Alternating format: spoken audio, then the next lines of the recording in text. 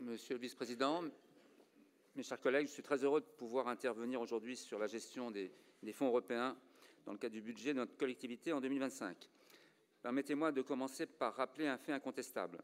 Depuis l'arrivée de Valérie Pécresse à la présidence de la région en 2016, notre majorité a réussi à augmenter la mobilisation des fonds européens pour notre territoire, à la doubler.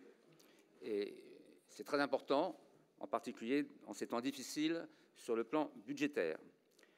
Nous avons également fait un choix ambitieux, utiliser ces fonds européens comme un levier afin de transformer notre région en agissant concrètement sur les thématiques qui nous semblent importantes, que ce soit sur les collectivités locales, l'environnement et la transition énergétique, le soutien aux entreprises ou encore l'innovation. Notre objectif est clair, nous voulons que la première région d'Europe puisse rester un territoire moteur en termes d'innovation, de développement économique, de résilience et de respect de l'environnement. Ces fonds européens que vous connaissez, FEDER, FSE, FEADER, gérés par la région, sont des outils financiers importants qui nous permettent d'investir massivement. Ils traduisent concrètement notre volonté de faire de l'Île-de-France une région exemplaire, à la fois innovante, responsable et ancrée dans les défis de notre époque. Les résultats parlent d'eux-mêmes. Cette année, ce sont 194 millions d'euros qui sont engagés grâce aux fonds européens. Ces investissements se traduisent par des avancées concrètes pour les Franciliens.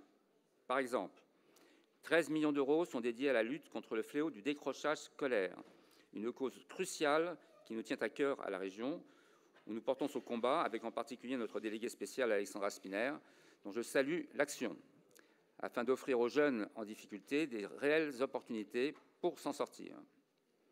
Je pense également aux 69 millions d'euros qui sont consacrés à l'innovation et à nos entreprises, des investissements essentiels afin d'aider nos PME, nos start-up et nos centres de recherche qui font la richesse et le dynamisme économique de notre région. Nous pouvons être fiers de les accompagner. De plus, la région a pu investir dans des projets structurants et ambitieux pour l'Île-de-France en termes de transition écologique et numérique, avec la rénovation énergétique des logements sociaux, la promotion de l'économie circulaire et le développement de plateformes de recherche technologique.